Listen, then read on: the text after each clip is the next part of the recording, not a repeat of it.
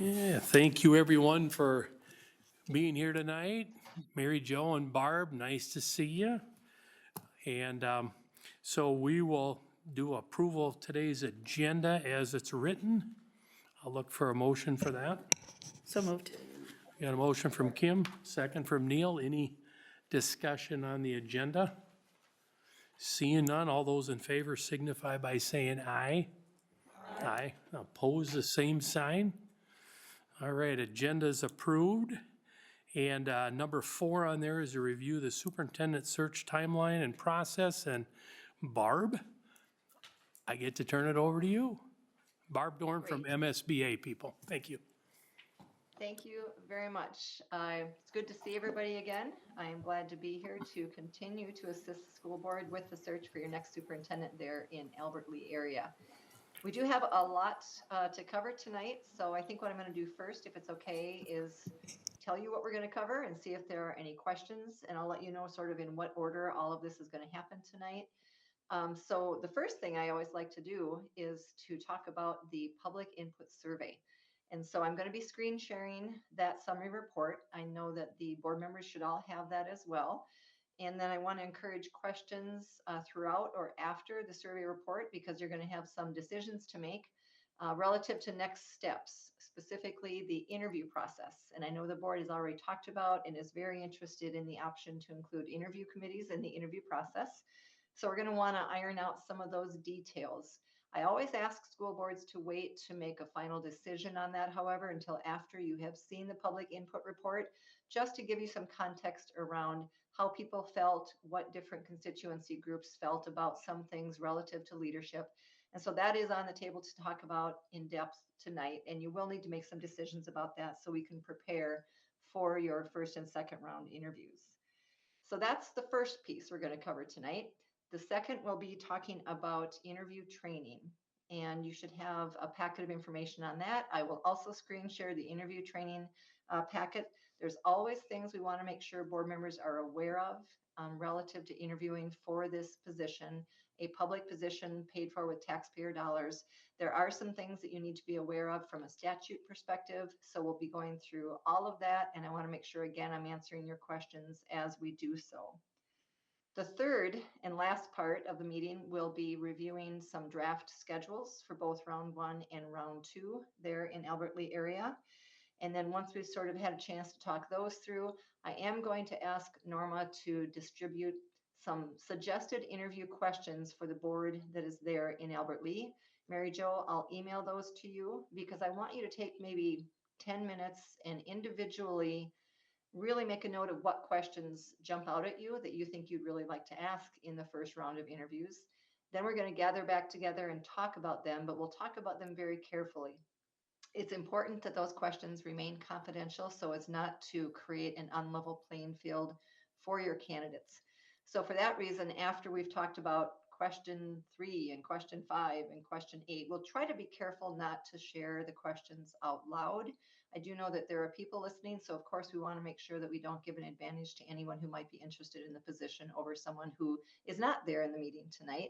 But then Norma is going to collect those back once we've narrowed it down to perhaps 10 to 16 questions, and then she'll shred them right after the meeting as well. So those are the big 3 things: the public summary report, the interview training, and the draft 1 and 2 schedules and questions for round 1. Does anyone have questions about what we're going to cover tonight and the decisions you're going to be asked to make?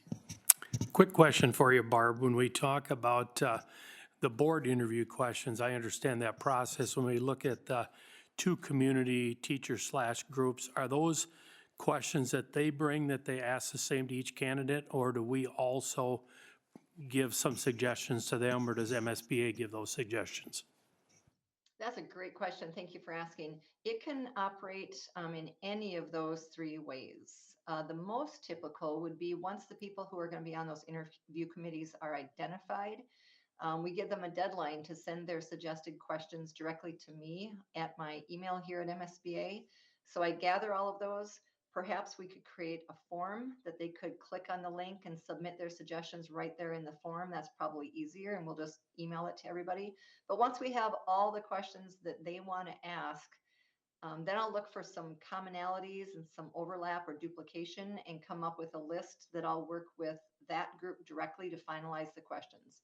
I'll also run them by the board for your okay, and I'll have to make sure that none of them are illegal. We can't have your committees asking questions that you're not allowed to ask, for example, per statute. So it could be a combination of practices. The most typical is usually for the group themselves to just organically tell me what they want to ask, and then I route it through what's legal and also by the board and make sure there's no duplications between the groups. Did that answer your question okay?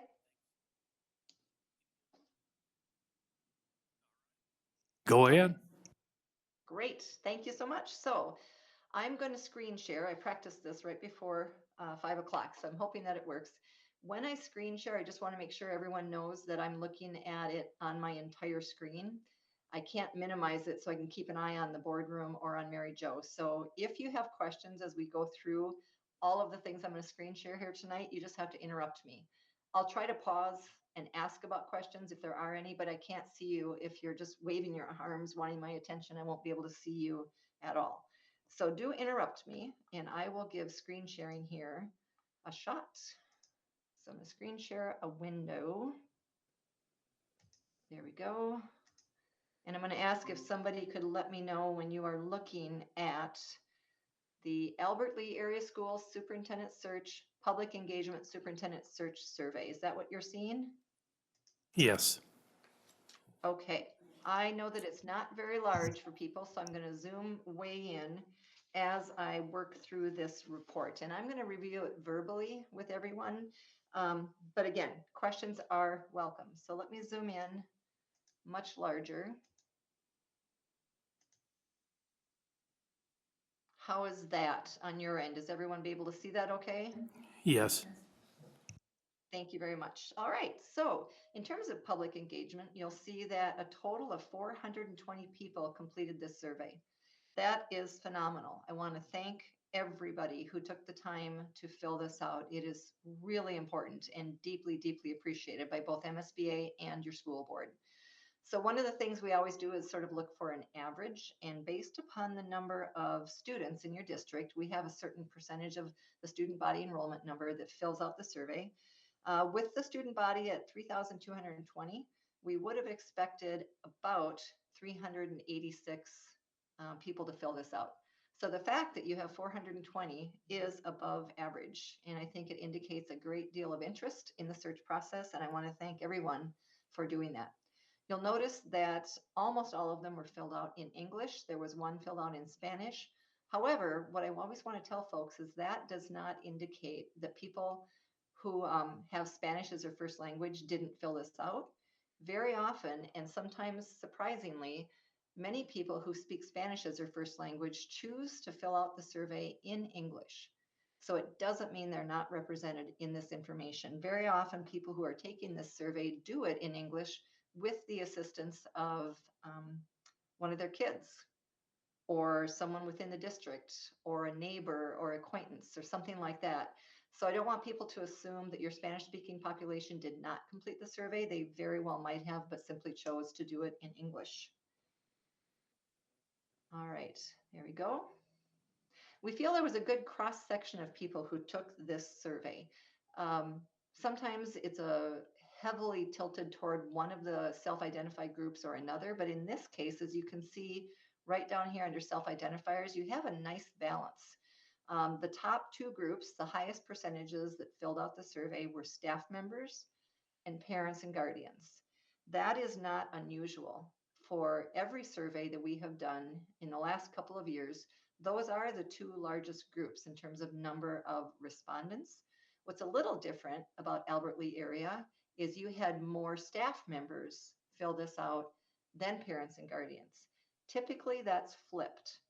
You might see about maybe 35 to 40% parents and guardians and maybe 25 to 30% staff members. But in your case, you have a heightened interest on behalf of your staff members to fill this out. But again, it's distributed where we might expect, with the largest two groups being those two.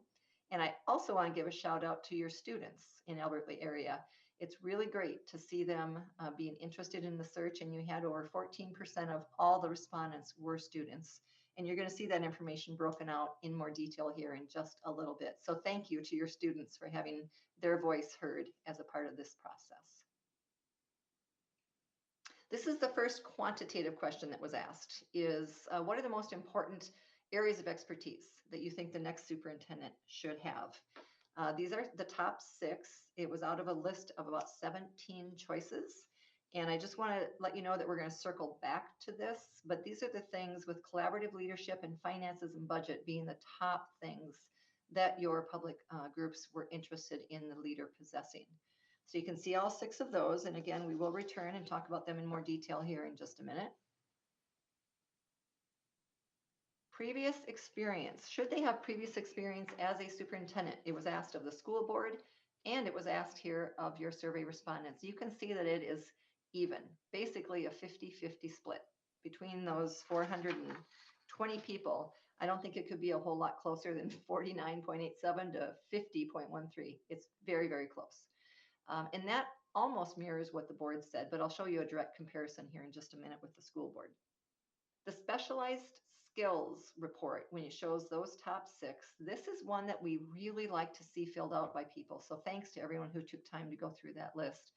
There were 27 choices, and asking people to choose 6 out of 27 is challenging because all 27 are very important. Every single thing mattered, but we needed the communities and the staff and the parents' help and the students to prioritize those things. So this is what rose to the top for all of them across the board. And in a moment here, I'm going to break it out by respondent category. But these were the top 6. And this is an apples to apples comparison with the school board. Because school board members, you might recognize some of these phrases. This was the hiring criteria survey that you took individually before the search even started. We used the school board's responses to these categories to create the leadership profile that's in your vacancy brochure. So it's really important for the apples to apples comparison to see if you are or are not aligned between the school board and the stakeholders. So we're going to get to that in just a moment. But these are Barb, the special. could I interrupt? Thank you. Okay. Are these listed in any particular order? Is number 1 they are? Yes, they are. These are, as were the bullet points on the first page, they are listed in order. Thank you for asking that. Okay. Any other questions yet? Okay. Personal characteristics. Again, we're looking at the entirety of the 420 people that took the survey. These are the top 6 personal characteristics, and we're going to be able to break that out by respondent category as well. And here you can now see the numbers of how many people make up those percentages. So you can see, for example, you had 153 staff members fill this out, 122 parents or guardians, 63 community members, 59 students, 9 who identified as business owner, district partner, or agriculture, and 9 who chose other. And the other category, we ask them to expand on that, and it's usually something such as a grandparent or a taxpayer in the district or staff member and parent or something like that. So generally speaking, everyone identifies a little bit differently, and 7 people did choose the other category because they didn't feel the other 5 captured who they were. So this is where we've broken things out by the category. And I'm going to start here with previous experience required. You'll note here, interestingly enough, your staff, about 55% said yes, they should have been a superintendent previously, and about 45% said no. And it's almost a direct flip with your parents and guardians. They had 45 say yes, and about 55 say no. So when you look at these numbers crosswise from parents and guardians to staff members, they really do mirror each other, but just flipped around a little bit. Community members, about 60% said yes to that question. And about 59% of your students said yes. And then interestingly enough, your business owners, district partners, and agriculture folks said no. 87 to 88% said no. Sometimes that's due to the fact that those folks do tend to be more entrepreneurial or looking for different skill sets as far as leadership. So they pretty resoundingly said that it was not necessary for them to have previously been a superintendent. And then the people who were in the other category said yes by 75%.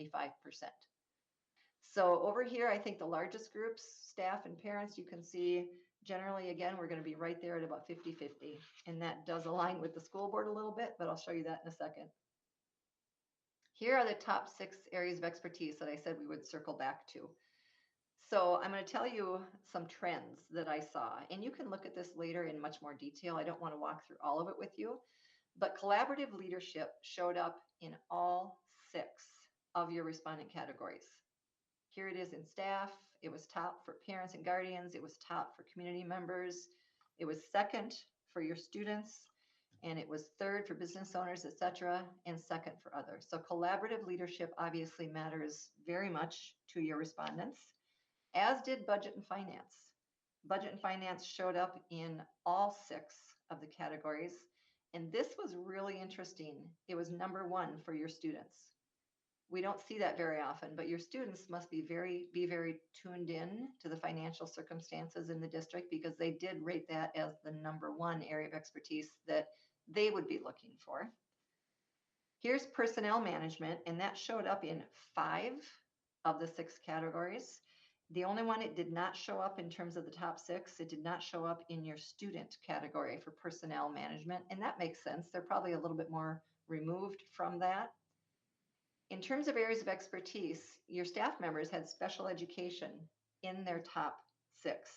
They are the only respondent category that chose that.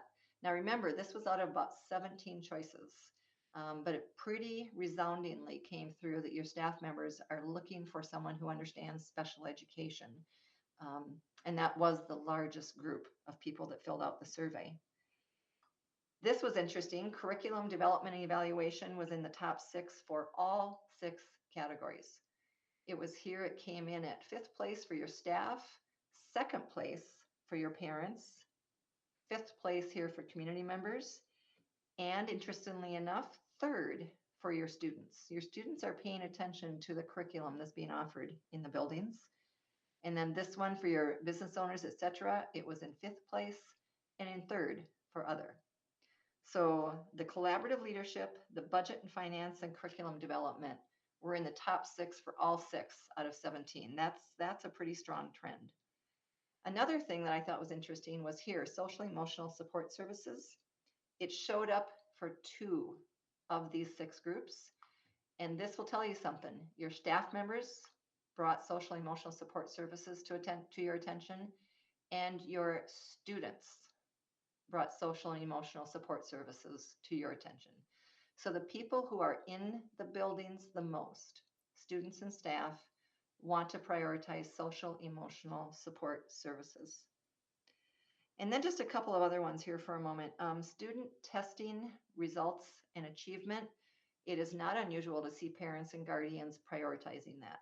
Okay, they think that's extremely important, as does, let's see, here we go, over here, district partnered business owner, etc. But the second largest group prioritized student testing results and achievement. And 3 of your respondent categories chose public relations, your parents, your community members, and the category of other. So those are just some of the trends. The only other thing that stood out to me is diversity, equity, and inclusion was 4th for your students, and it was 5th for the other category. And again, by not including them in your top 6, for example, that was not in the top 6 of either of the first 2 largest groups, doesn't mean they didn't think it was important. By any means, it does not mean that. It simply means that they saw other priorities as being at least more immediate for the district to address, but your students, I think loud and clear, placed diversity, equity, inclusion in their top 6. So are there any questions on this part of the report, the top 6 areas of expertise? I've got a lot more to go through, but I want to make sure I pause for just a second. Anything? I just have a quick question, Barb.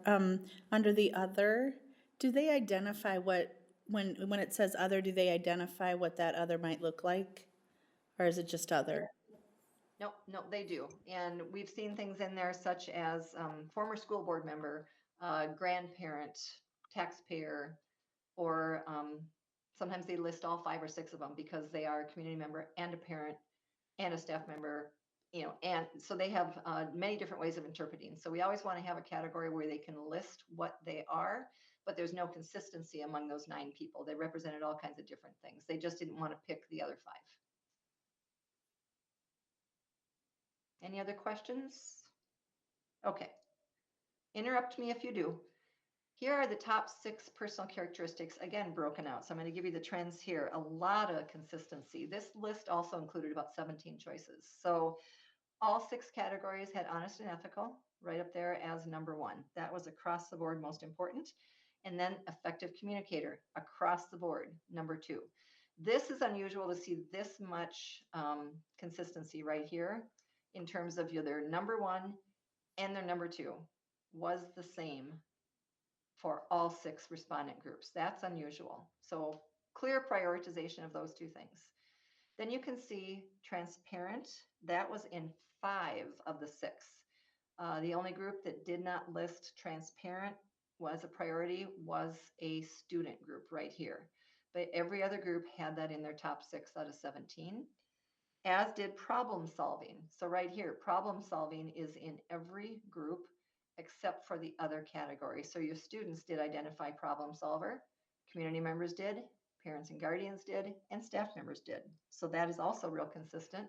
And then the word consistent came across 5 times. It's here for this one and this one and this one. It is not in the student category, but it is here in your business owners and in other. So consistency in your next leader appears to be real important to everybody. And then the only other thing I would say, well, 2 things. One is here's personable. Staff members are looking for someone who's personable, as are your parents and guardian, and are your community members. So when you look at the total number of responses, those 3 groups, the largest groups, all 3 listed personable as being important.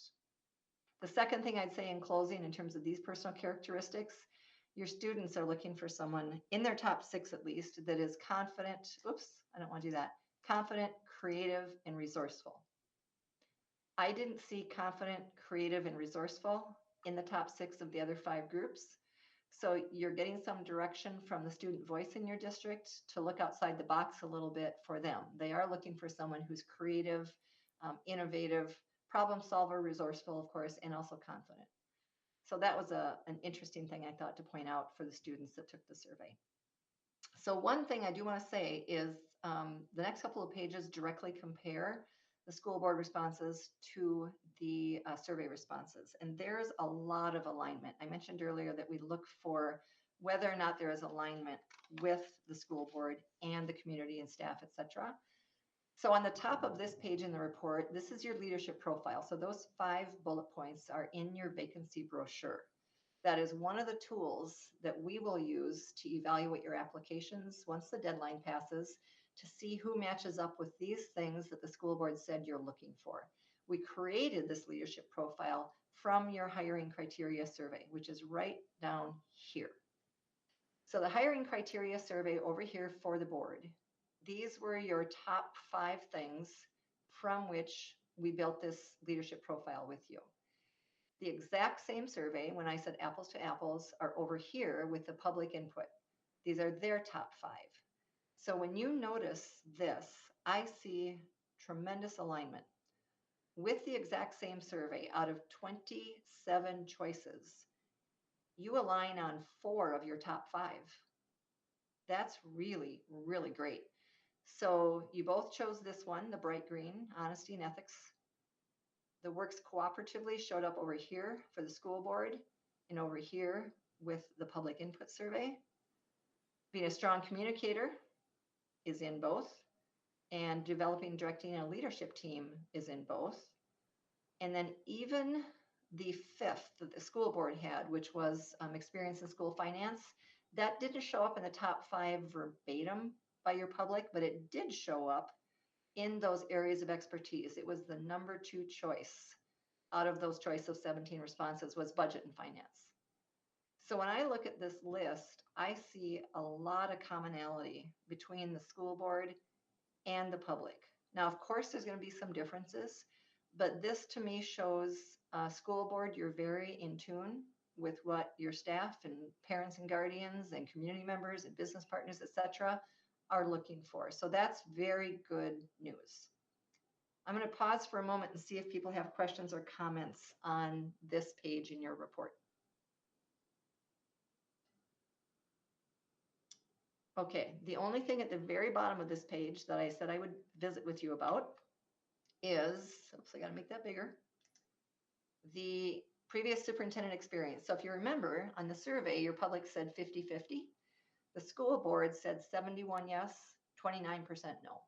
So the school board is leaning more heavily towards someone who has served as a superintendent, and yet you were not 100% on that, and you had the language in your vacancy brochure to reflect that. You did not require it because you wanted to keep your options open and look for leadership. You actually said previous superintendent experience preferred but not required. So that does align here with what your public told us as well. Now the next page might be sideways. Oh, it's not good. When I printed it, it was sideways. So this is, and I'm going to have to make it a little smaller so that all of them show up. There you go. The top 6 specialized skills. This is that apples to apples. So it's broken out now by respondent category, not by the whole big number. When you look at it, here it is, the acts with honesty and having ethics. That's in all 6 respondent categories.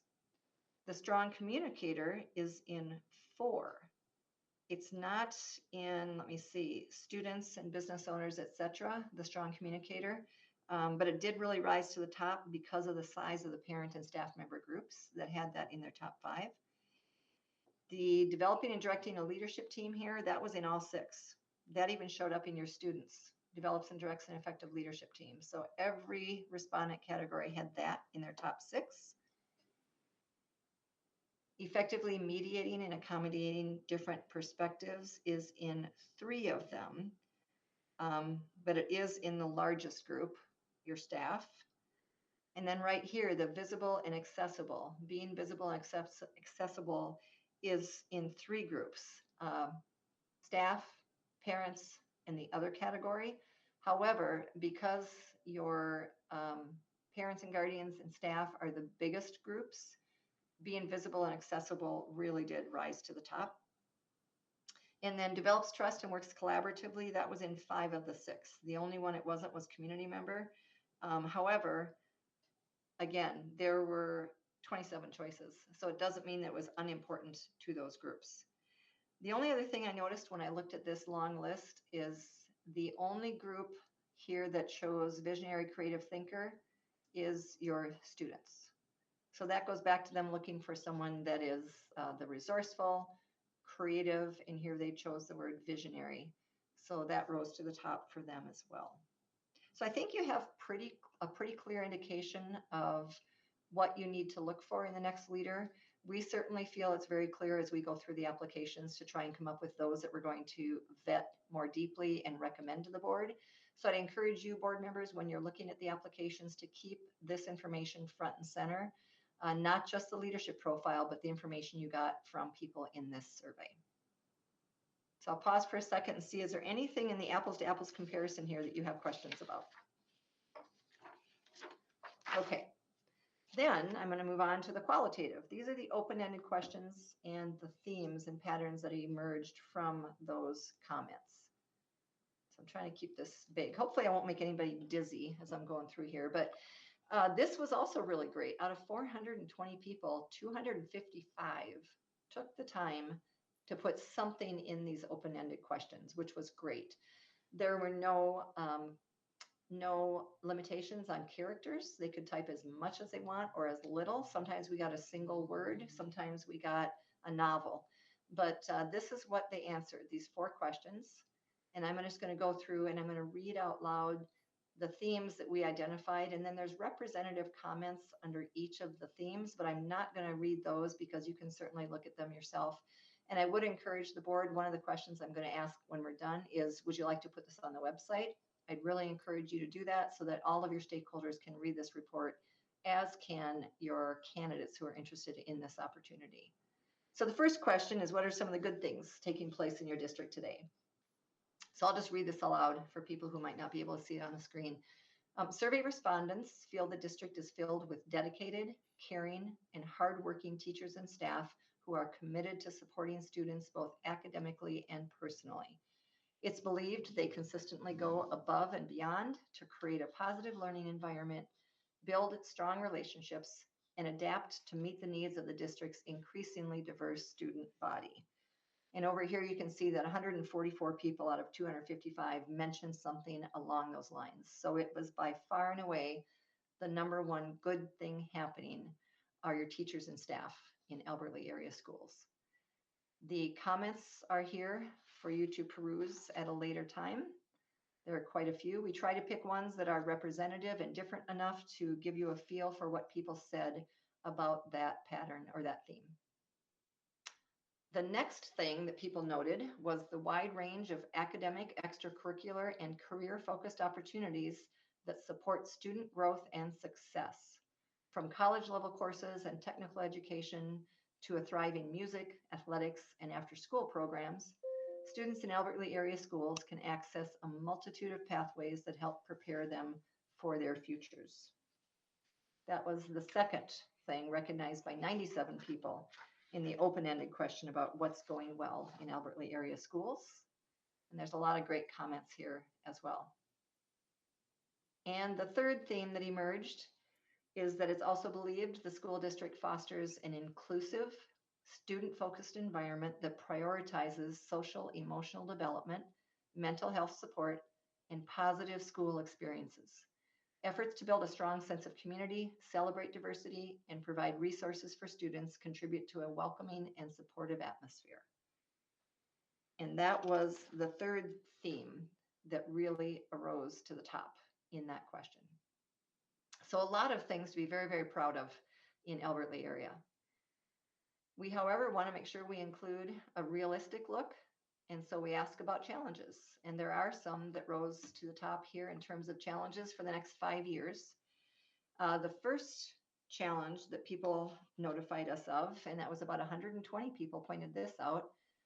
People that took the survey feel that the district will face significant challenges in recruiting and retaining qualified teachers, substitutes, and staff, with high turnover and shortages affecting multiple positions. That was clearly the number one concern. You are not alone in that. That is one of the top things in every survey we've done so far this year. It is simply a challenge that education is facing across the board, and you are not immune from that there in Albert Lea. So that is the number one theme, and some comments here about that. The second area that was a concern for folks over the next 5 years is that additional challenges may also lie ahead in addressing student behavior. Concerns were shared about inconsistent enforcement of discipline policies, student disengagement, and the need for stronger behavioral and mental health supports. 96 people pointed to that as a challenge that lies ahead, if not something you're already dealing with that might simply increase in frequency. Your comments. The third theme in terms of challenges that are ahead is it's believed that Albert Lea area schools might also face challenges with declining student enrollment. This will also raise concerns about the district's long-term stability and sustainability. You'll see that the phrase declining enrollment was used 33 times, verbatim, declining enrollment. So lots of people pointed to that. And I'm certain that none of these challenges come as a surprise to anyone sitting on the school board. You are already aware of these things, but I think it's important to acknowledge them, not just to show that you heard people who took the survey, but that your candidates who are looking at this position know about it as well. Another challenge was the survey respondents said is related to your school district finances, including budget constraints and rising costs, which of course ties directly to declining enrollment. That will thereby place pressure on maintaining your quality programs and staffing. A lot of interconnectedness when it comes to the challenges, also not unusual. There was also a theme in this category around academic achievement. This was raised by respondents as a concern, citing the potential for declining test scores, gaps in foundational skills, and the need for a stronger curriculum in core subjects like reading, math, and science. And that, I think, harkens back to the curriculum and the test scores that were identified in the quantitative part of the survey. And here is another challenge identified by the survey, and this is the last one in this category.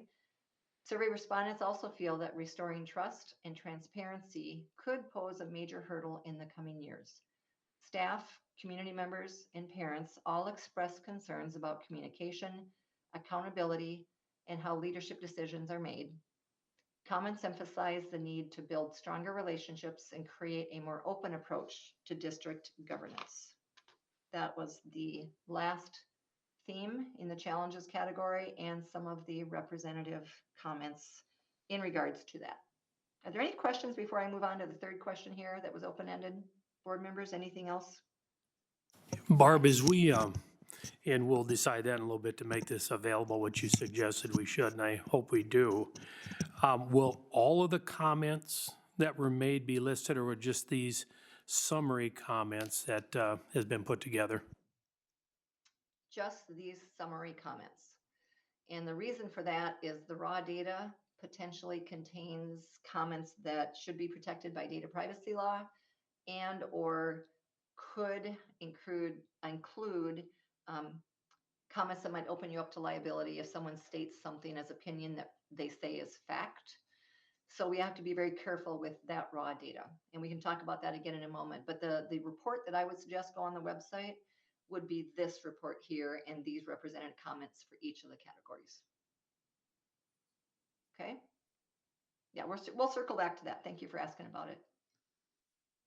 Okay, the third open-ended question in the survey was, what does the next superintendent need to know about the history of the school district and the community in order to be successful? So the number one thing that rose up here was that survey respondents feel the new superintendent will need to address mistrust between district level administration and staff, parents, and the community. To succeed, Albert Lea area's next leader must prioritize open communication and genuine engagement with staff, students, parents, and the community. So that came through loud and clear in response to that question. There was a second theme here in that the next superintendent's communication style may also affect the degree of their first year success. Highly sought after skills will include someone who utilizes a collaborative approach, fosters open dialogue, and focuses on supporting those working directly with students. So here again, this report is going to be another yardstick that we use to choose, of all the applicants, who really aligns with what the report is looking for from your stakeholders and the leadership profile that the school board developed earlier. So this was also important. And there's a lot of comments here. So excuse me while I go through them all. There we go. And then there was another theme here in the history that we want to know about is that the new superintendent should know something relative to the breakdown in trust that was tied to ineffective communication and a perceived lack of transparency, which often left staff, parents, and the broader community feeling unheard and excluded from decision-making. We also see this fairly commonly in these reports. One thing I do want to acknowledge is the school board is sometimes in a really tough spot because the word transparency is what I call a squishy word. It can mean a lot of different things to a lot of different people. You as board members are bound by confidentiality laws, data privacy laws. So sometimes the lack of transparency is deserved because you're not sharing information, and sometimes it is not deserved because you cannot share information. So I do want to acknowledge that perception is reality, of course. However, there are times where a school board cannot be as transparent as you might want to, simply due to the law. But it is one that comes up a lot, and the word transparency surfaced quite often here in the Albert Lea area survey. And then the last theme in this category is that survey respondents also feel it will be important for the new superintendent to recognize that Albert Lea is a close-knit, small-town community with strong traditions, a deep sense of pride, and a desire to maintain its unique identity. The community is also experiencing increasing diversity with a significant immigrant population, high poverty rates, and a growing need for inclusive and equitable educational opportunities. So that is something that your survey respondents also felt the new leader needs to be very, very aware of. The last category or question here, the only category under additional comments or what else do you need to tell us? We had one theme that was far and away the winner here, is that overall, those who took the survey are seeking a strong, experienced leader who fosters transparency, consistency, and meaningful collaboration with staff, students, and the community. It is believed they should prioritize teacher and student support, embrace innovation to sustain enrollment, and cultivate a forward-thinking and inclusive culture for staff and students alike. That is the last theme, and I think it captures the need that we're seeing increasingly across the board for superintendents with soft skills. You know, hard skills are things that you can teach, and sometimes training will help address that. But soft skills very often are just an inherent part of the personality. And more people in school districts are looking for people who possess those leadership skills, collaboration, listening, empathy, all of those things. And they did, of course, emerge for us here in Albert Lea area as well. That is the conclusion of the report. So I'm going to try and stop screen sharing for a moment. I'm hoping it's going to work again when I go back and do it. Doesn't always happen that way, but we'll do our best. So can someone tell me if I've stopped screen sharing now? Yes, great. Thank you. My question for the board, first and foremost, is that's kind of a lengthy report. It's 21 pages and the font is pretty small, but do you feel like you heard the voices of your constituents in this report? We purposefully do not include only all the roses and the sunshine. We want to make it realistic so that people do feel heard, and we want to make sure that candidates also understand. So do you hear the voices of people that you talk to or hear from on a regular basis, or are we missing a group in this report? I'd just like to say, I think it's very powerful. I mean, the consistency across these groups of people, I just really, I think we need to focus on the fact that there's themes here that are very substantial. The other question I have for, maybe it's for the board or maybe it's Barb, but this last additional comment section, you know, if we have a 50-50 tie on experience versus experience maybe not being as important, is this the tiebreaker when you see 10% of the survey respondents say we need an experienced leader here to address the challenges that they are telling us? I mean, that question's on the table. That's for the board to say, not for me. So Yeah, I'll and let I you don't, address. it's not an answer.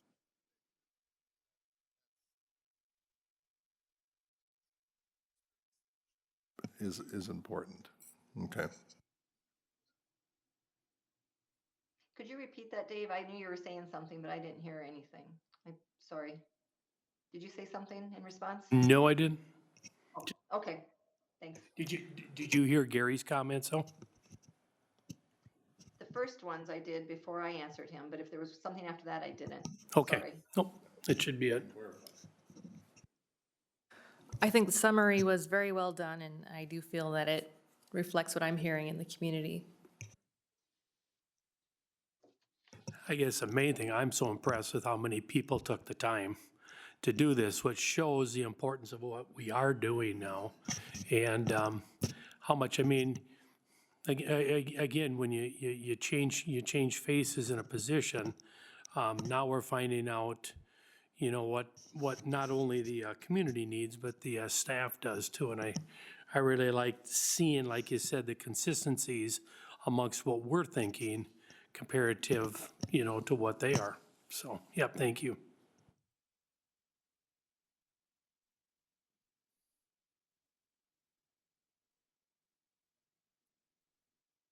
Any other comments on that? If not, I'll move on to sort of what happens next. Head on Anything out. from the board? Okay. So my first question is, can this report be placed on your district website? If it's yes, raise your hand. Terrific. I think that is extremely wise. That way, again, candidates and stakeholders alike can read this. So Norma, can you make a note that it should go on the website, and then Darcy or whomever can make sure it gets on there? So I think that's great. Some districts even go a step further and send this out in a communications piece via email to parents, to the distribution list for staff, rather than putting it on the website and waiting for people to come find it. You also could choose, and this is totally the district's call, the communications team, to send it out actively as well. You could certainly do that. I did want to come back to the question about raw data just for a moment, because I think someone asked about that. This report is, we think, pretty representative of what everybody said, but of course it is not what everybody said, because there is, I think I ended up with 57 or 58 pages of comments, and it's only 8-point font. We recommend not publishing that information because it could cause some real challenges for the district down the road. Because when a survey is anonymous, as this is, you can imagine people felt very comfortable saying whatever they wanted to, and that was important for them to do that. We had to choose comments that did not position the district in a way that could create some liability for you. And obviously, we're not sharing any private data in the report. But there is a lot of data we pulled this from, and we used a combination of AI and staff time to pull together the report. So we always recommend the raw data not be released, even to the board members. It is subject to a data request if you look at it, but I'm going to leave that up to the board and let you think about what you'd like to do with it. If you feel the report adequately addresses the concerns you're hearing in the community and from staff, then I might recommend leaving the raw data housed in MSBA. But if you feel differently, I certainly can share it with you as well. Dave, Sarah's not here with the Tribune, but would we, or are we considering a press release of these results, minus the public comment section, but I would think the appropriate for the newspaper, if we do a press release, is to put a link in there to this, because otherwise, I mean, 27 pages or whatever, that takes up a little bit of press. But and along with this, Barb, and I don't know if you sent something, but a nice thank you for taking the time. I mean, we know we've got it in the survey, but again, it's just impressive that enough people decided to take the time to sit down and say, yeah, this is what we're thinking. So, but yeah, I mean, some way to get it to the newspaper, I mean, would be good too, with a link probably. Yeah, back to your question about the raw data. I'm not a fan of, and I don't think we should, because I think this, for me, is very, let's move the district forward. Let's keep our windshield bigger than our rearview mirror. And I think sometimes some of the raw data might go against that thought. And so I think staying positive as we move forward, and I think this report does that, even with the opportunities and areas that we need to focus on that maybe were concerns, I think shows that there was, the way that they're stated seems very like solution-driven to me. So I would like to not see the raw data personally. I think, yeah, I agree with Kim on that too. And I don't think we're not being transparent without the raw data, because if this is all that we've seen, this is all that we've seen, So, I mean, as far as other comments on that, if they're buried in the system somewhere, not that they're not important, but this is a summary, like you said, experienced staff. I don't want to say the term AI because I'm not a fan, but the bottom line is it does compile a lot of things and concise them up. So again, like I said, I don't think anyone's hiding anything, because we haven't seen anything other than this report. So that's what I would say. As this goes forward, I think we are telling everything. My opinion only.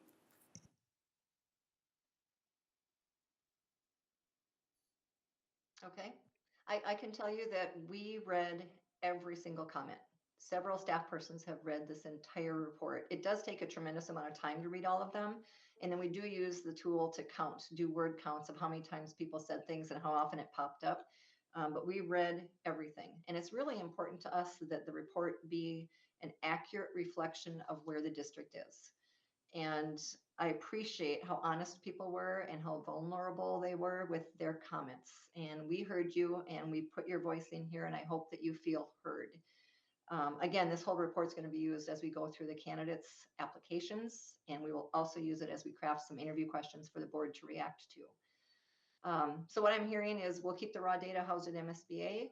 This report will be placed on the district website. I'll shoot an email maybe, so I don't put it all on Norma's plate, but I'll shoot an email to Darcy and copy Dave on it and Norma to get the report out beyond perhaps the website, maybe in an email blast to distribution lists, maybe in a press release.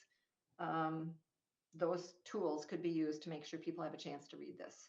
So is that okay with everybody? Is that what we're going to do? Just let me make sure I ask, is that, what does everyone think? I don't want to think one or two of us said, hey, this is it. What do we think about it? I'm fine with that. I had emailed Barb and Dave earlier wondering if I could see the raw data, just because people have asked me if I would look through that.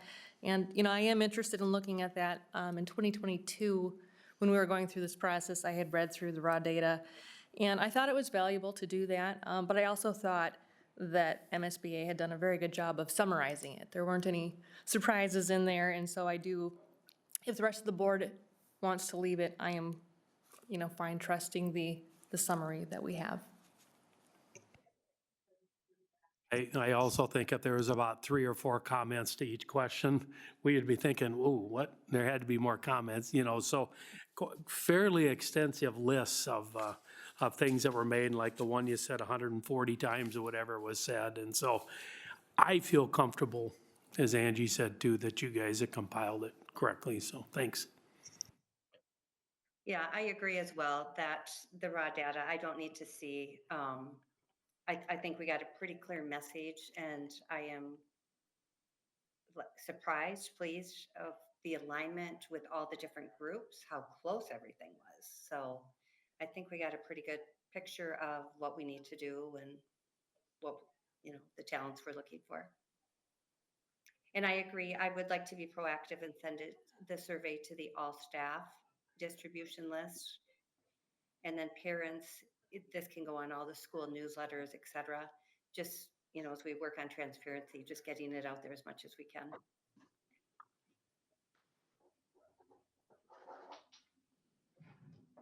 All right, are we ready to move on? Thank you, everyone. I appreciate the conversation.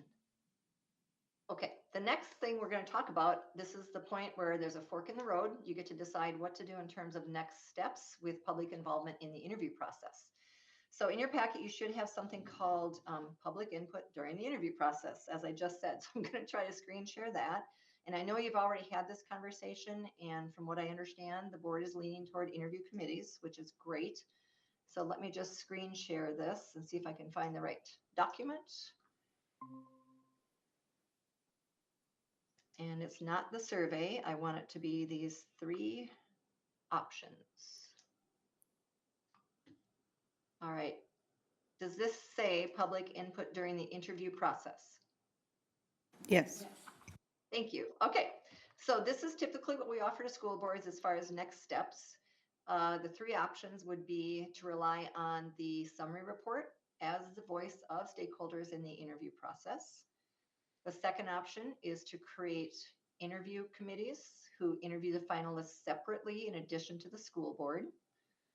And the third option is to invite representative groups to have one person. Obviously, your interviews are open to the public, so you're going to have people watching this, but there would be designated people to provide feedback to the board through an electronic form where we collect strengths and weaknesses from each individual who's representing these groups.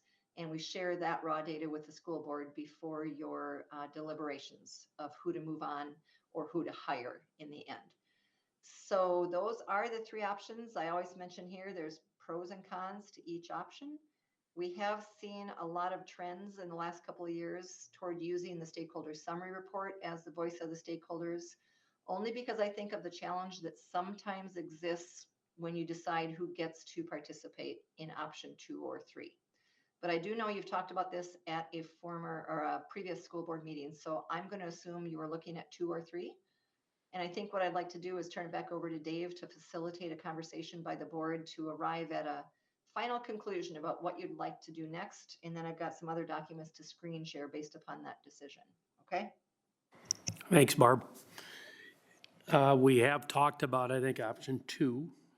Any comments and thoughts about that? Or we didn't have the other 2 options written out that eloquently before, so, but you know, we've had a number of people that have expressed an interest in being part of an interview committee, and it looks like we've got probably about a dozen plus people, so that would actually make up 2 nice committees, you know, from a school and a community standpoint, so.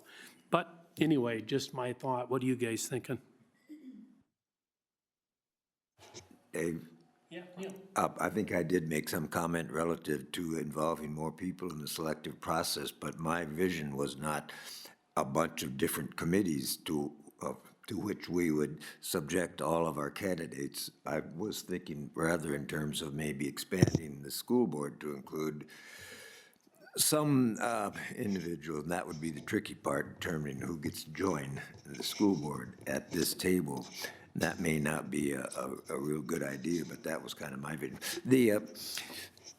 I was involved in a lot of committees when I was teaching that involved hiring of English teachers or math teachers or coaches or whatever, and was just kind of an addition to those groups, principals and occasionally board members that made those decisions. So maybe that's not a real good idea, but that was kind of the intent of my comment, not to create a whole bunch of different committees that are in place that would have to be organized and that the candidates would have to meet with. That seems to me to be a rather cumbersome arrangement. Any other? Sorry, I can't see if somebody's talking. Am I okay? I am for the having a couple of committees because I think, especially when I look at the top 2 specialized skills that all the survey said was with honest and ethical and the strong communication, et cetera, it's just another group to give their feedback on their thoughts in an interview process with an individual. And we've done this before in the district where we have created different committees. It is a long day for the candidates, but they know it's a long day. And I think especially as we see transparency as one of our issues, it also helps get another voice out there. Just they're not a committee, they're not a hiring committee, but that they just give us input, their thoughts, and I think it's just another listening board for us to get feedback from. Thanks. I would be of the opinion, first of all, with the robust report we just reviewed on public input, I mean, it's pretty strong to me, that I would lean more towards perhaps number 3. And that if we had representatives attend, because our interviews with candidates are open to the public, if we were to have people come that represent different constituencies and then give them an opportunity to give us feedback on strengths and weaknesses of candidates, we could accomplish the same thing in my mind as we would with number 2. But again, I'm basing my opinion solely on the fact that this is so strong. If this was wishy-washy, then I think there'd be no choice but to use option 2. But to me, this is a great resource for us, and I think we can augment it by using option 3. Yeah, the only thing that I was going to say around that is sometimes with option 2 compared to option 3 is representing a group is an identity of the way that group feels, where sometimes maybe when you have committees, it's more of a personal feel. Well, however, a lot of that aligned in the report, right? So, I too am a little bit like Gary, that I was leaning towards these individual committees, but I might be more inclined to the representing groups and getting feedback that way. So it doesn't cross over to individuals, because we align in the pre-work, the different groups aligned in the pre-work. So I really would go with what the board decides, but I also like Mary Jo's comments about, feeling that everybody had a voice, and I'm just concerned about how we vet those voices in number 2, so. Couple things about, first of all, I mean, number 3, I mean, as it mentioned, we'd get input. Am I reading that, Barb, that they don't set at the interview table, they just give information, is that correct? And number 3? Correct. Okay, and, I mean, I'll tell you, the hardest thing is, you get 15, 20 people that want to do it, you pick them. We're just pissed off 14 of them. Oh, excuse me, I shouldn't have said it that way, but that's just me. We just made 14 of them mad because we picked one of them. And that was the other thing I thought about, getting a little bit more input. Now, if you use the group, you get the questions that they have. As Mary Jo said, it's a long day. I think Barb addressed that earlier when I was thinking 3 groups, we got to 2. Maybe we go to 1. I mean, it's fully what the majority wants to do. I just want to make sure that we include as many as we can, but 1 or 2 could work too. For number 3, the individual feedback form, or what's it called, the online audience input form. So they're just filling that out as the interview is going through, and then do they turn it into the board, speak at a board meeting? What would that look like? So maybe what it would be helpful for me to do is talk through some of the opportunities and pitfalls of both 2 and 3. Because one of the things is exactly what you just asked about. If you have interview committees, who gets to be on that committee? And I know that you said you have people who are volunteering. The challenge with that is there will be people who didn't volunteer that would have loved to be a part of it. So we need to find a way to systematically invite people to submit their interest in being on that committee. But we also have to be super clear about expectations, because it's going to take the whole day. If you have 3 finalists on March 31st, because this is done in round 2. Round 1 might be 6 people, and that ends up being like 10 hours. And so most people cannot dedicate 10 hours voluntarily to the search. In round 2, the board has winnowed it down to 2 or 3 people. So it's more like a 4-hour commitment, maybe 4.5. So it's round 2. So who gets to be on that? And then creating the questions, as I mentioned earlier, they could send me those questions. We need to vet them, make sure that they are legal, and that people understand why they can and cannot ask certain things. This interview could not be sort of a free-for-all, because there's things that statutorily you cannot ask, including if you're on the interview committee of these candidates. For example, about their intentions to move to Albert Lea. Residency cannot be asked about at all, nor considered as part of that's just a statute there. So that's one thing. But then the other thing that ties to what your question was is, how are they going to report out? So if there's if there's 2 interview groups and there's 8 people on each, that's 16 people, 2 different groups. Are they broken out by identity? Do you have one group of staff people and one group of parents? Or do you mix and match parents, staff, community members, funders, students in one group and the same thing in the other? So it's like a mixed group. And then do they provide the board with one overall sort of evaluation of, hey, we really liked the interview with all 3 of these people. We saw this was great about Jane Doe and this was great about John Doe. So is it a group decision, and how do they arrive at that report? There needs to be sort of a spokesperson for each interview committee to report out to the board?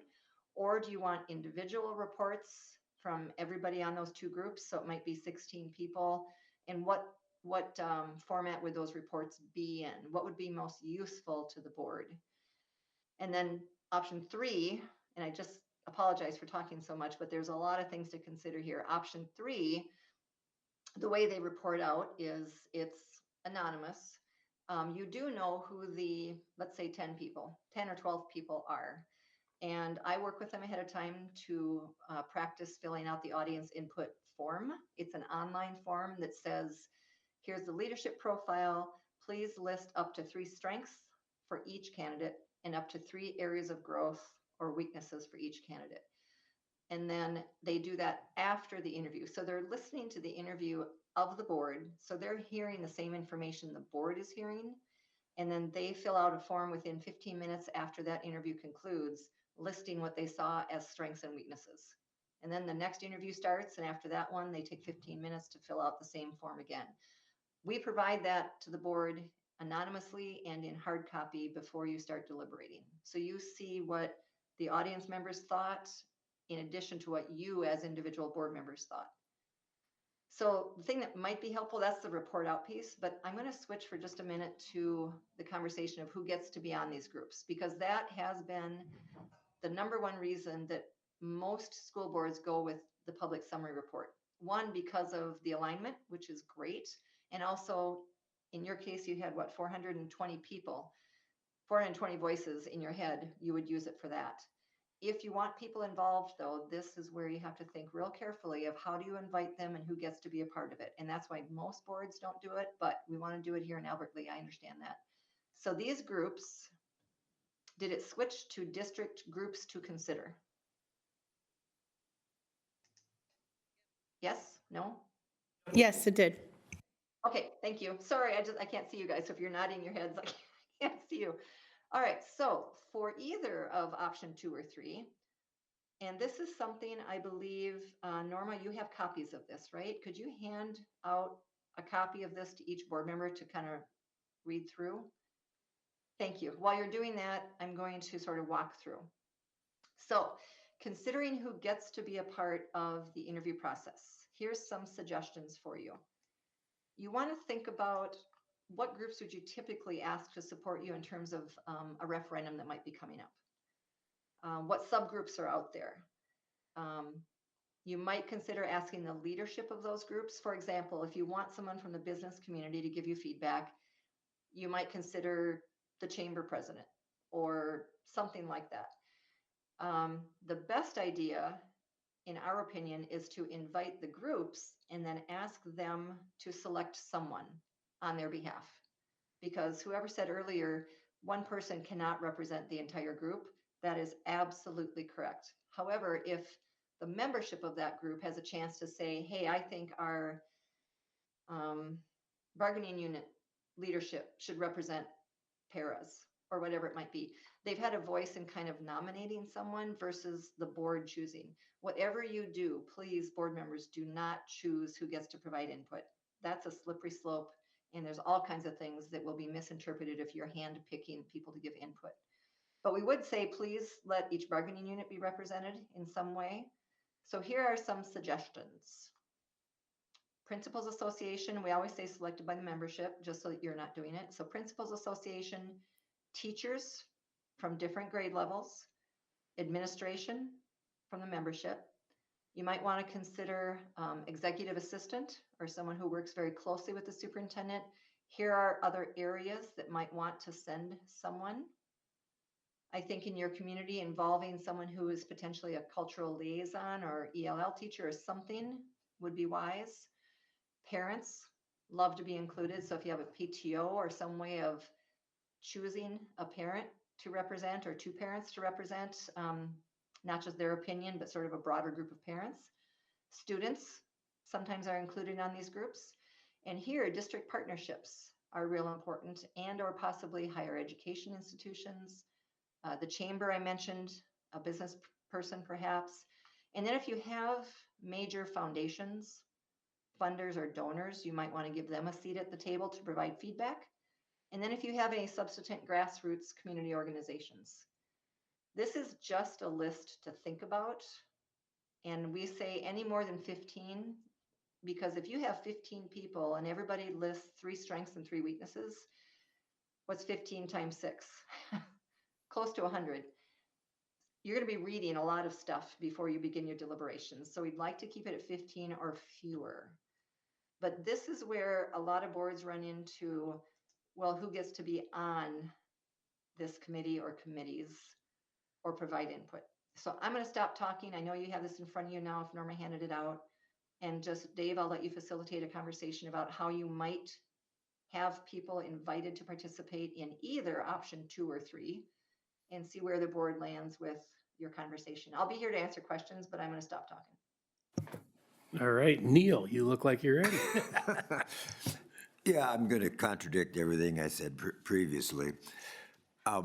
When I was a teacher and was asked to be a part of hiring other teachers or coaches, I was asked because I was the head of the English department or I was a coach, so it made sense.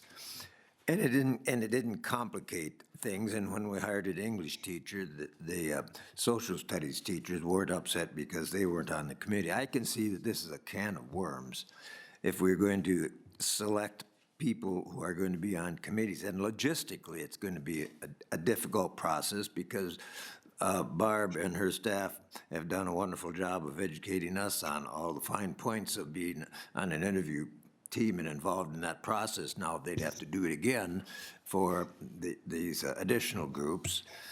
It just complicates things. And the bottom line, I guess, is we were elected by the people in this school district to make decisions like this. We have given the community an opportunity to provide input, which is the report that we've just examined. And I'm certainly willing to listen to anybody who comes up to me and wants to, give me their input personally as to what we should be looking for. But I'm pretty certain that that decision should be left to us. So I would opt for number 1.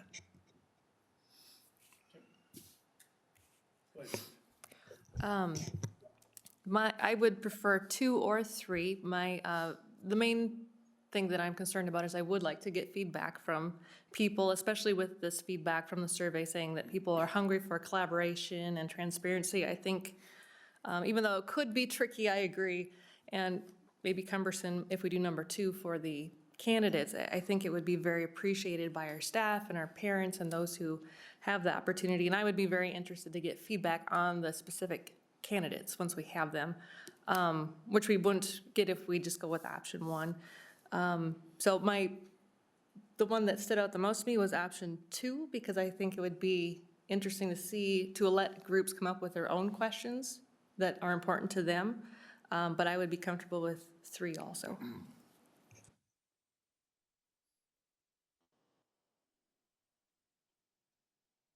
Mary Jo, any thoughts? Well, I like what Barb just shared. That makes more sense to me now of understanding kind of the options. And I think having the different groups, a representative from the groups, and they pick, would be valuable information. So I'm okay with, I'm okay with 1, 2, or 3. Now that I know more of what each are and what it looks like, I'm probably leaning towards 1. Chairman Clott? This may contradict what I said also, but after hearing the feedback, and that's our job, I'd like to make a motion that we adopt option 1 concerning public input during the interview process. I will second that motion. We have a motion on the table. Is there discussion? And I'll start at Barb. Could you bring option 1 up again so we can see the comments on that? Then we can go from Like that?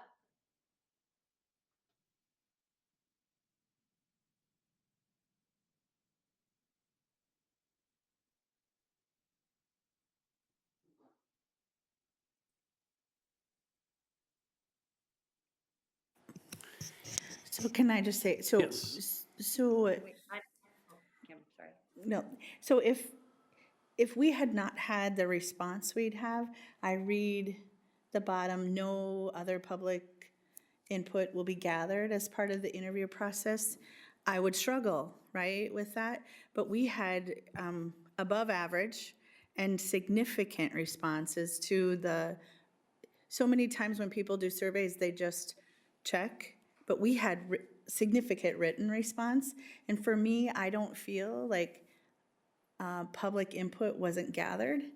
And so I also know that when we start to look at 2 or 3, there are gonna be people that are upset with how that went, potentially. I shouldn't say there will be. We open ourselves up for that potential when we have the data that shows that we received public input. Because I was really leaning towards 3. I actually had 12 different positions, but as we discuss, I am more leaning towards 1 only because I feel like we got significant public input to move forward. So just my thought. I- This is gonna be funny, but I'm going back. I'm reading on the Chromebook and it's really small what I'm trying to read here. So Barb, when you showed us the list of people, I thought that went with 1. So I am sorry, I'm going back to 3. And I guess when I think about it is the survey was people answering, what are we looking for in a superintendent? Now we have the candidates. Who do you think meets that? So I do still like, I guess I really do want to hear from other people such as a principal representative, because there may be things that we wouldn't think of, that they're in it every day and hearing things that maybe we wouldn't think of as a board. And I think getting their input would be valuable, as well as teachers, community member. I know when we hired a superintendent, we did the actual committee, the different groups, and I was on the staff group. The people on the business community interview advisory, they gave way different input than the teachers. And it really made us ponder of, oh, okay, we hadn't thought of some of those things. So I still think I would be for number 3 to still get that voice out there of, you told us what you're looking for in a superintendent. Now we have people in front of you. Who do you think, who in your opinion would meet that criteria that has been set forth?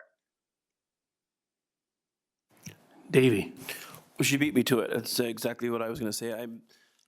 What I see with number 2 is I see that there's additional training and coaching and teaching on how to interview.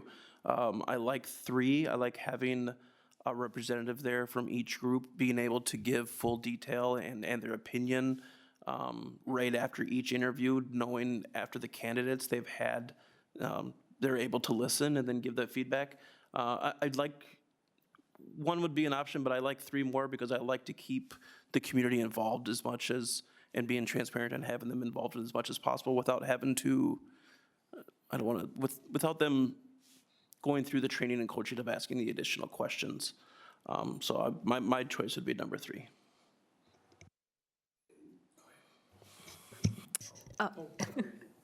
No, I just wanted to echo what Mary Jo was saying. I was going to say the same thing, that I think we've gotten a lot of really good feedback, but it isn't about the specific candidates. And once we have them out in public, I really would like to get more feedback from, especially I would say the staff, I think are very hungry for collaboration and to be listened to and share their feedback. I would really be interested to hear their feedback on which candidate they feel will be the best fit. Could I interject something here in a moment? I'm sorry, I can't see you, so I'm just raising my hand. Is that okay? Yeah, we'll go. Neil's got a question. I might add something too, but if you got something you'd like to say, go ahead. So that made me think of something. So I got 2 things that you should think about, because I really appreciate this conversation. It's a very healthy dialogue so that you each have a chance to think through the implications of everything. On number 1, there's a word that I need to start inserting in here. if you rely on the public survey summary report, and that word is formally. No other public input is formally gathered as part of the interview process. Trust me, you will have informal feedback from the minute you announce the candidates' names. You as board members will get emails, phone calls, text messages about every person you're interviewing. And again, after round one, and perhaps even during or after round two. So the formal process is not to collect feedback during the interview process, but informally, you will hear quite a bit. And then there was just one thing that someone said, I want to be sure, we want to be real careful about expectations. If you choose option 2 or 3, we'll go back to that list because it's a long list. You do need to decide who gets and doesn't get to be on the committee. And there will be people who will feel excluded because they weren't invited or part of a group that was invited. But you need to be real careful that you don't ask them to tell you who they prefer or who they might want to work for or who they feel would be the best superintendent, because you might not hire that person. And sometimes the downside of asking for that kind of feedback, or if people say, I really liked John Doe, the others were great, but John Doe was it, and nothing but stars for John Doe. If you then as a board, because you've seen more material, you've read more, all of that, if you hire Jane Doe, those people will feel betrayed. They may say, well, why did you ask me for my opinion if you didn't listen to me? So you got to be real careful how you set up the reporting format so that you're not giving them the impression that they're going to help you hire the superintendent, because they're not. So as long as that's clear, I think you're good. All right, I'm done. Thanks, Dave. Go ahead, Neil. All right, thank you, Barb. That's your thoughts were exactly mine relative to that last sentence. It looks like there was a word in there that perhaps we didn't see, the word formal, and that's exactly what I would like to see in that statement, because it would be ridiculous to exclude listening to anybody in the community or in the staff and the employees of the district about, what they consider important in the hiring of a superintendent. So that's a good addition, or a good editing of that sentence. Secondly, as I understand it, once we have interviewed the finalists, pretty much all of those things, or many of those things that are referenced in the third choice, would be available to us. As I recall, once we have interviewed the candidates, typically the chair reaches out to various parties to get input relative to each of the candidates that we have as finalists. So there's opportunity for all those people that we're talking about to provide input to do that with option 1.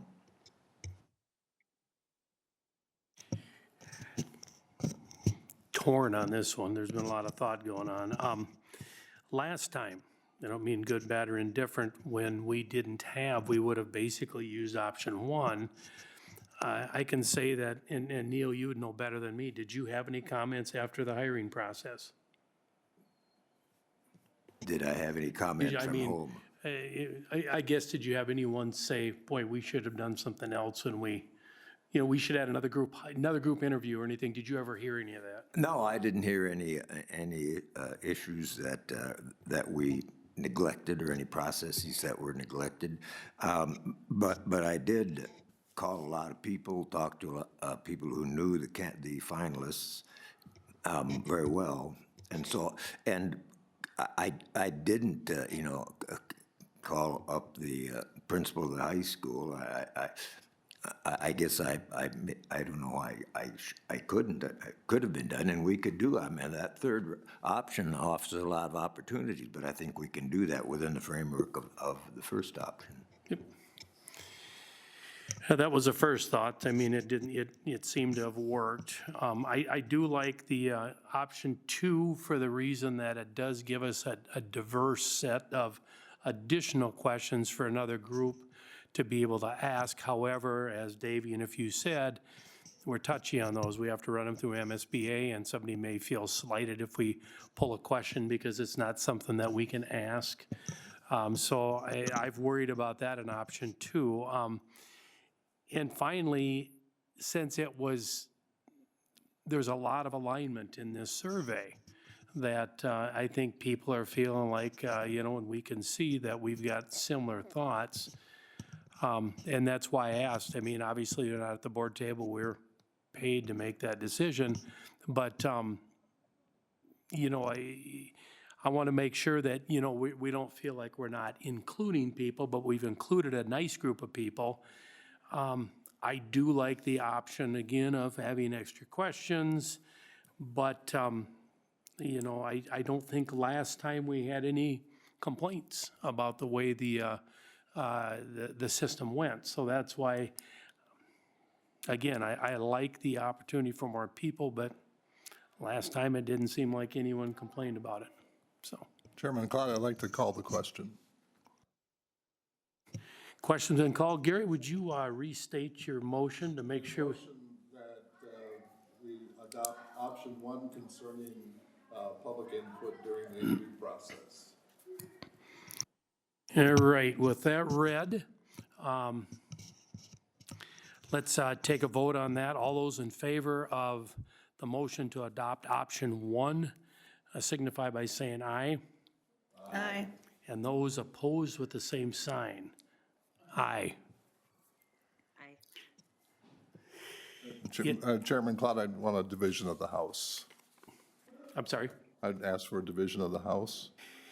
There is a division, but we do have a 4-3. Oh, sorry, Dave. We have to do roll call when we have a remote board member, I believe. Yep. And we can sure do the roll call vote too, so let's go ahead and start with Davy. Option 1. Nay. Okay, Aye. Nay. Neil? Aye. Kim? Aye. This reminds me of the COVID meeting when I sat back and I just kind of smiled at everyone and we didn't run the meeting till we got our masks on. Gotta ask Mary Jo. What's that? Mary Jo. Yeah, oh, I'm sorry, Mary Jo. Nay.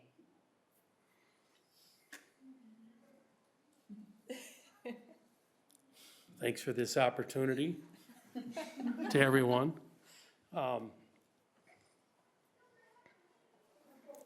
Nay.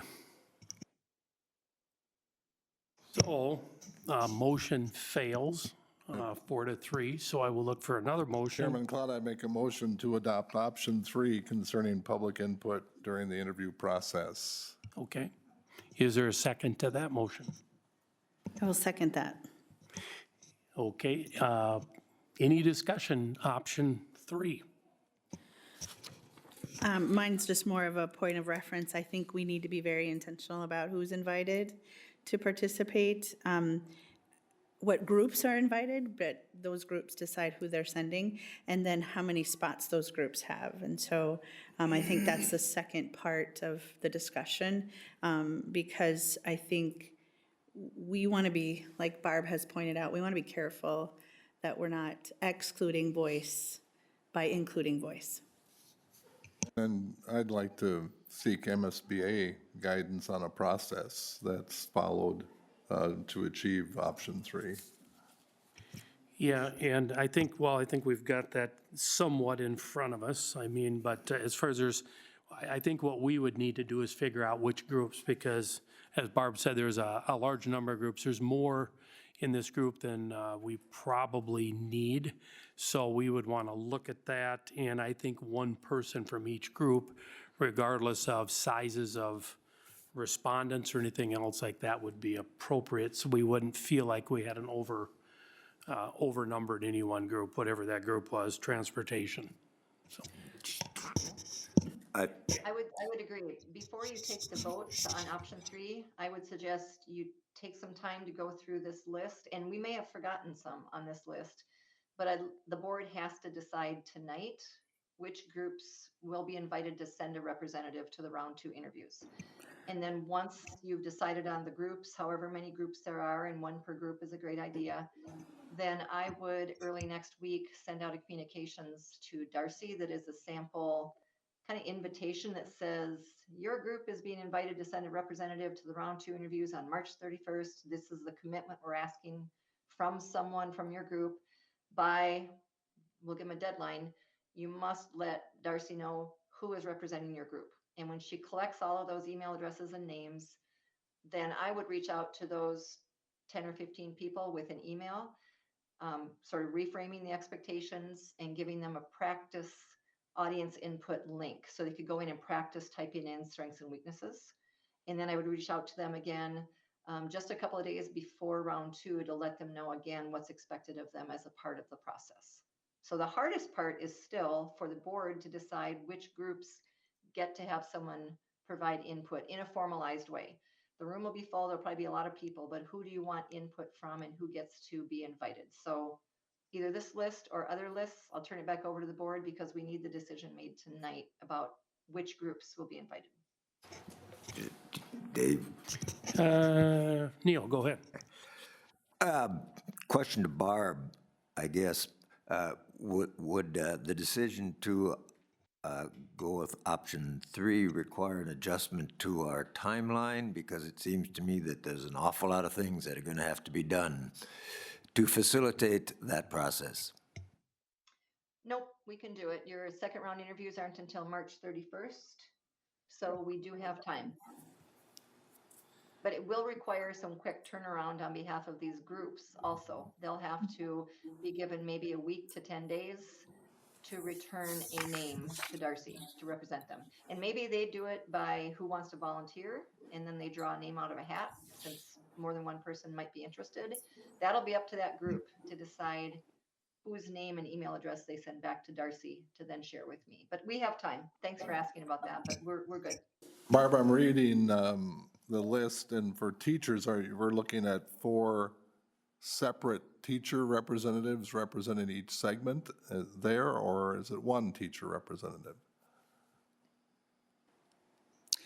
Are you asking me? Yes. Okay, sorry. Sorry, I can't see you. Generally, it's a good idea to have someone representing early childhood and someone from elementary and someone from middle and someone from high school. That's a lot, though, depending upon how many other groups you need to include. And some of it that comes into play is how many bargaining units do you have?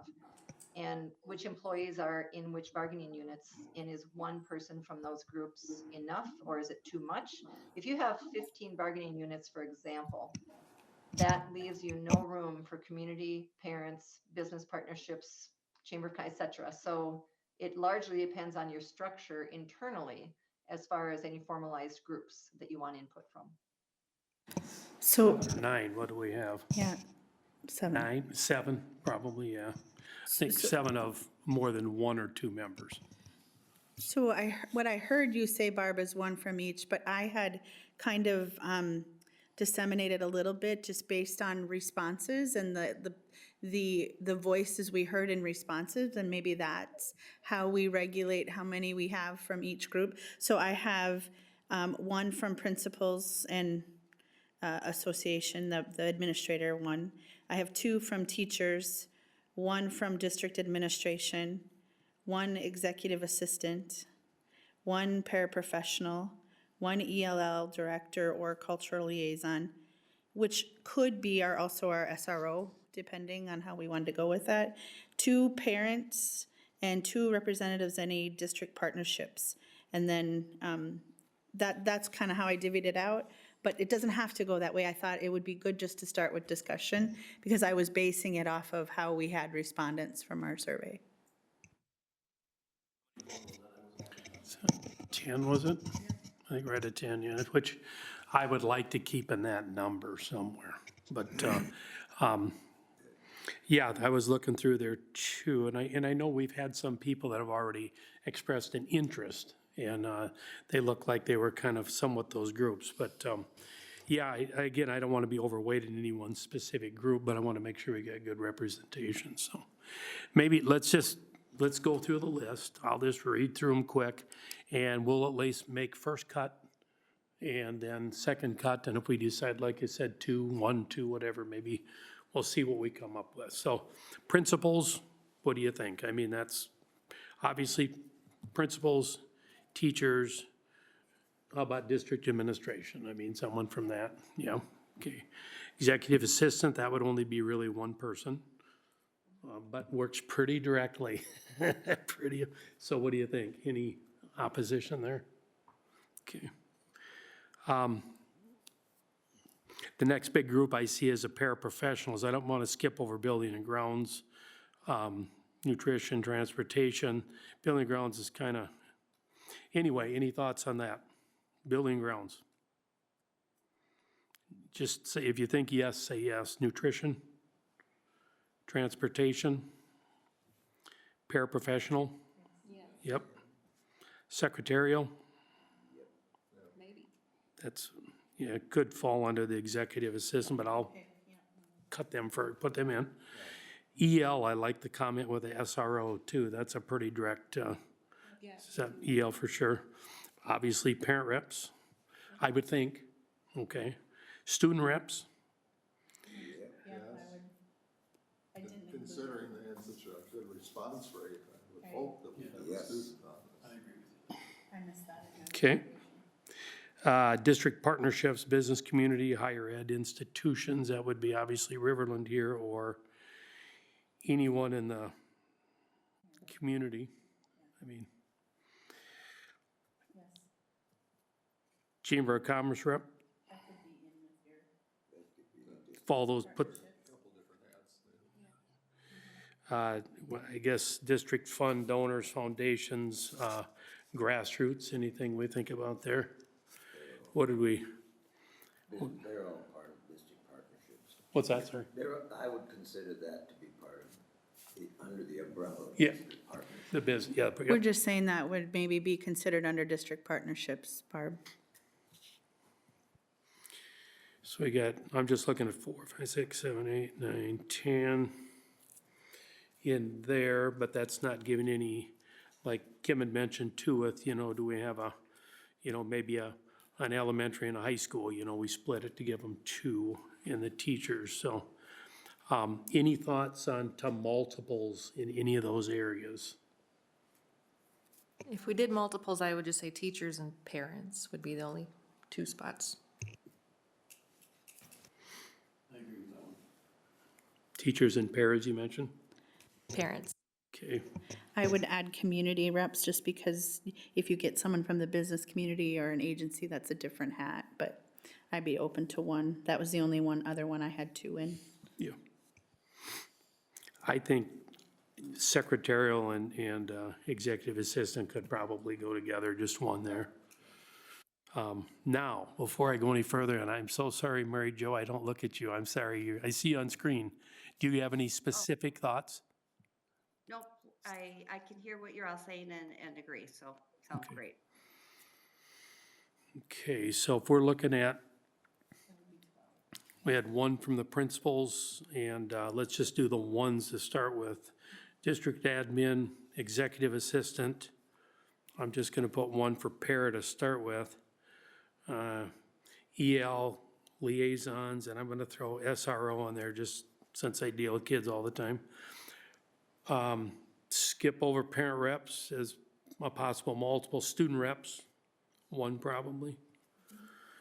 And then if we get someone from the community as maybe a 1 shot, that gives me 7 that I've got, which leaves some multiples in here, like I said, with teachers. Neil, go ahead. We're making an awful lot of plans here, but I don't recall voting on option 3. Barb had mentioned that we need to put this list together before we vote on option 3. Okay, That's the reason, otherwise, I agree with you, but tonight, since we have to move forward with it, so, sorry for Sometimes the this conversation actually affects the vote, because you're voting on option 3, but you really don't have an informed vote until you know who you're gonna be inviting to participate. So this is Okay. during the discussion. It's We just a little more will. productive. the question's been called, let's do a roll call vote under, there was a motion first and second, yep. for this option? For option 3, okay. we'll start. Kim? Aye. Neil? Angie? Aye. Gary? I, Davy? Aye. Mary Jo? Aye. And I will say aye also. Now, let's make sure we get some kind of a representation here. What are your thoughts? I mean, what group should we have more than one and maybe just go to two? Because again, I don't want to overweigh, that's just my opinion, but I want to get a representation, cross-section.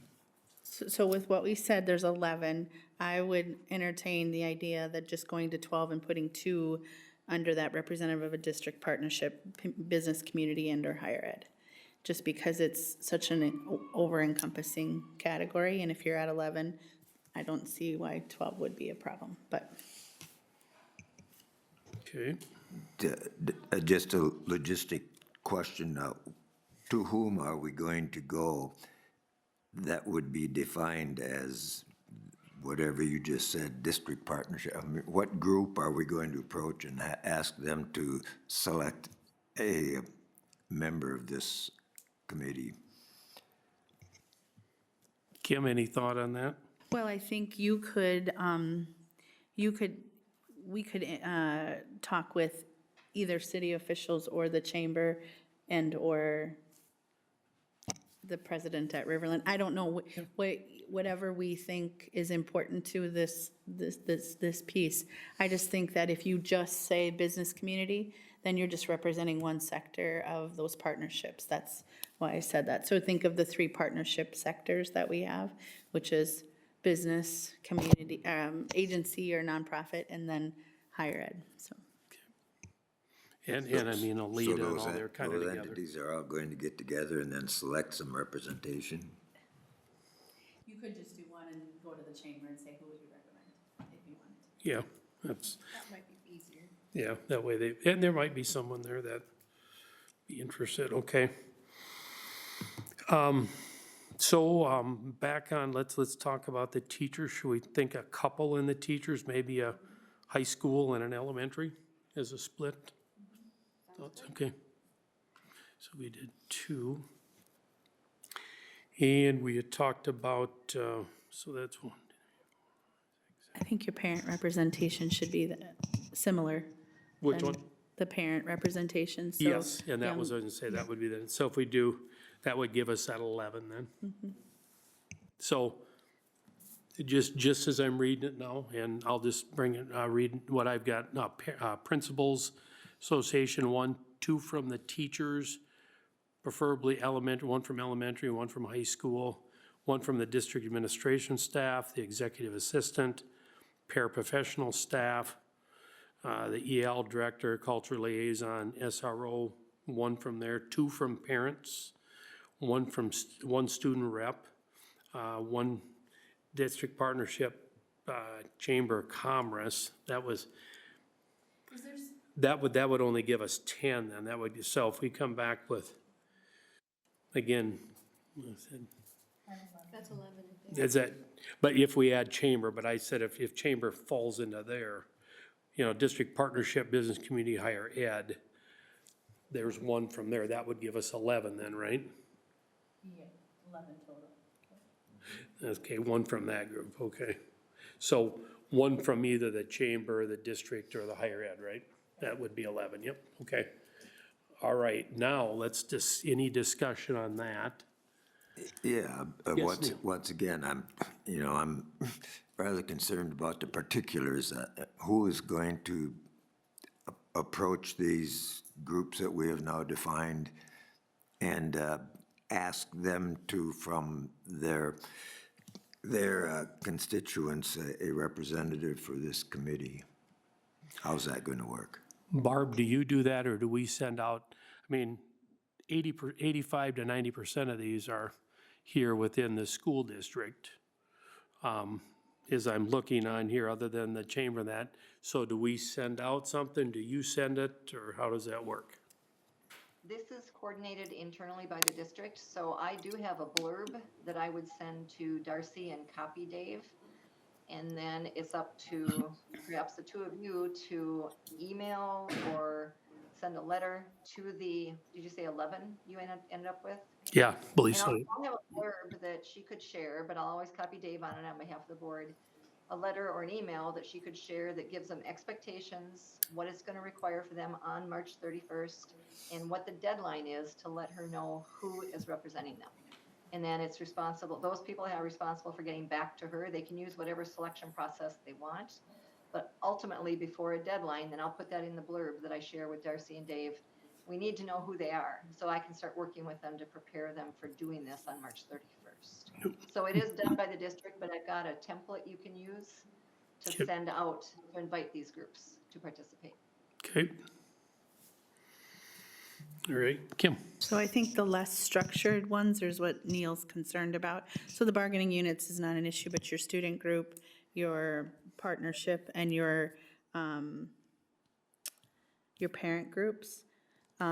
I think, could we look at those people that have volunteered, and if anybody falls in that, they've showed interest already? I just don't know how else you vet them by them, because I think of parent groups, so I'm thinking all of the 4 elementaries have a PTO. There might be someone that, so how do you coordinate that? And that's kind of what Neil's getting at. And then, if there was someone from, if there were multiple people in the partnership piece, how do you coordinate that? So, My thought before was everybody that calls, you get a number, and someone draws a number out of a hat and says, it's number 4. got it. That's the one on. Yeah, I mean, that way it's totally subjective. It should be anyway. If there's only one, I know they've got a list of a number of people that showed some, and I don't know if they fit into these groups or not, but that's what I thought, is if you did that and just drew a number out and that's who got the nod. And as Barb said too, when they see the expectations of, it's gonna be a few hours on this time, there may be some that say, I can't do that. So, with the guidelines we put out, and part of the guidelines is, it's total informational feedback, just like the survey. It doesn't make the decision, no votes included, so. All right, any other thoughts? Does that sound all right on the 11, Gary? Gary, you look like you got a No, thought. my only, and that's not even a concern, but that initial ask, to me, needs to be the same to every individual or group we reach out to. I would not want to, and maybe would never do this, but a phone call isn't going to work for me. I mean, I think the first ask needs to be formally done. Everyone gets the same request in the same language. I just think continuity of process is really important. Yeah, everything, just like the questions, all need to be the same, so yes.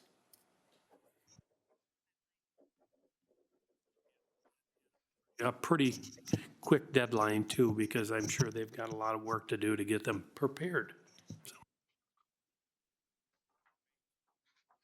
All right, are we done with that Yes, part of the Barb. agenda?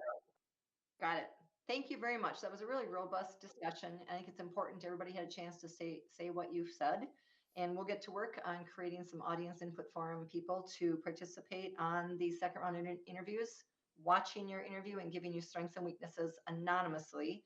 Their names will not be attached to their comments. You'll just have 11 people providing you input and you'll see it all in the raw data. Sound okay? Great. Yes, So does anyone want a quick break or do you have some other business to conduct? We still need to do interview training and schedules and questions. So does anyone want a 5-minute break or are we good? what do you think? Let's take a 5-minute break, because I have a baseball meeting in 10 minutes, so yes, 5-minute break. No, it's fine.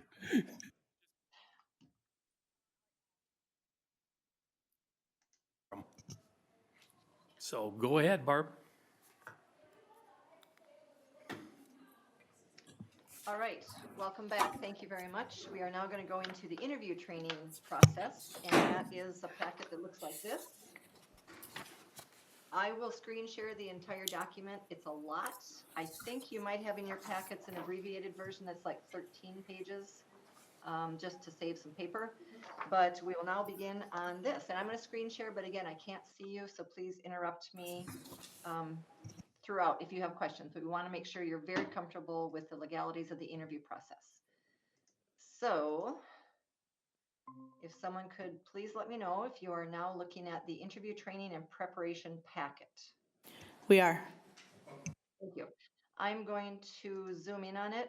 Are there still people in the audience that I should be zooming in for to make sure they can see all of this, or are we okay with just page by page since you have hard copies? Yeah. There- Yep. Should I zoom in or leave it like this? Fill in what I didn't catch it. Zoom in? Yeah. You don't need to zoom Okay. No, you're fine. Do not need to zoom in? Okay, No. Correct. great. Thank you. Let me know if I need to at any point, however. So in this packet, there's a couple of things. One, we always want to revisit your vacancy brochure. I do want to let you know that there is interest in your position, and I'm fielding phone calls with people who have questions. I can't tell you how many applications there are because people will come in and out of the pool over the course of the entire application period. So I don't want to set your expectations too high or too low. But once the deadline passes, you will know how many people applied. So I think they see this as a great opportunity, and this is one of the things that is driving that interest. There's your leadership profile, and we'll revisit this again and again throughout the vetting process. Your timeline is in here. I also want to give a shout out to whoever in your district is working on your webpage. I don't want to name names because I'll probably miss someone, but it is a terrific webpage. So many thanks to whoever is making sure that the information is current and accessible. They're really doing a great job. So many thanks to those folks. And that does include the timeline. Within the timeline, they also have a link, for instance, right here where it says public input survey open. They will on the website have a link that basically says click here to read the report, because they already have a link in this section where it says click here to watch the Q&A session. So thank you very, very much to those folks.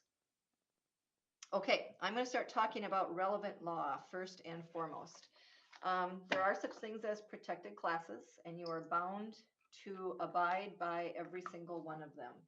What this means is these are categories of things you cannot ask about and you cannot consider. A lot of it is common sense, and yet we just want to make sure that you know you cannot ask about or consider these things. Here are all of the protected categories. So because you are an equal employment opportunity district, you have to abide by this. So we cannot ask about age, we cannot ask about marital status, et cetera, et cetera. However, if you go to the next page, and I'm going to go through this kind of quickly because I know you have this stuff and you'll look at it later. And if you want to look at the electronic version, you've got that from me as well. But interview questions in terms of non-discrimination laws. These are the protected classes over on the left.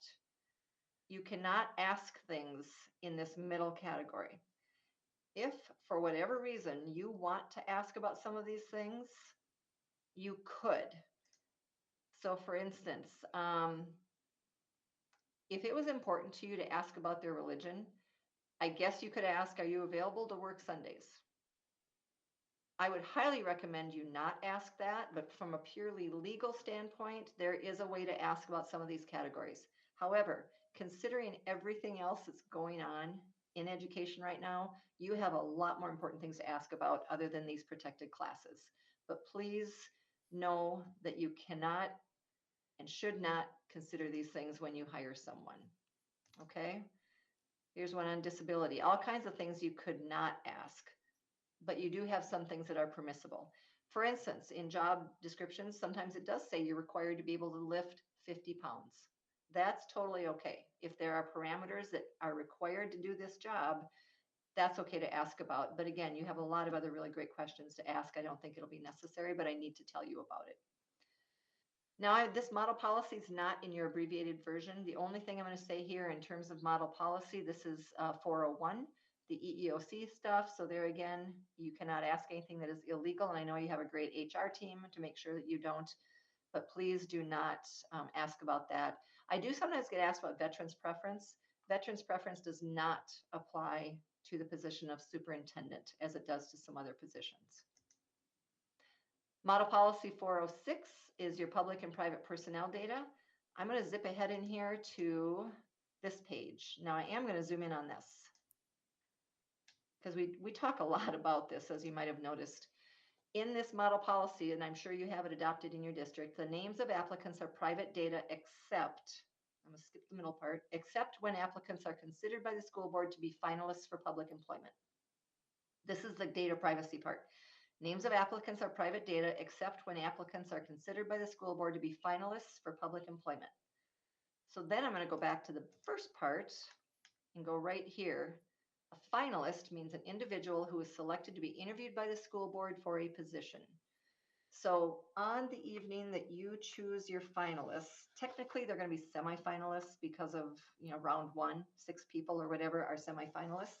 But when you do that, their names go public that night because you, the school board, will interview them. Those names go public. You're going to be talking about candidates A, B, and C that whole night. You have to be very careful not to use identifying information. I'll recommend candidate A, B, and C, etc. But that night, you have to be super careful because those are private data. You'll make a motion to interview candidate A, B, and C. After that motion passes, at the end of that meeting, I'll read the names out loud of who you're going to interview. Every other name, forever and always, are private data. Okay, any questions on that? This policy is kind of an important one because of the interviewing in a public meeting, but talking about private data. Okay, moving on, that's policy 406. Policy 205 is the open meeting and closed meeting law. The only reason we include this is to remind you that every step of the process must be done in an open meeting. You may not close a meeting for purposes of the superintendent search. You may close a meeting to discuss and evaluate your superintendent, but that's it.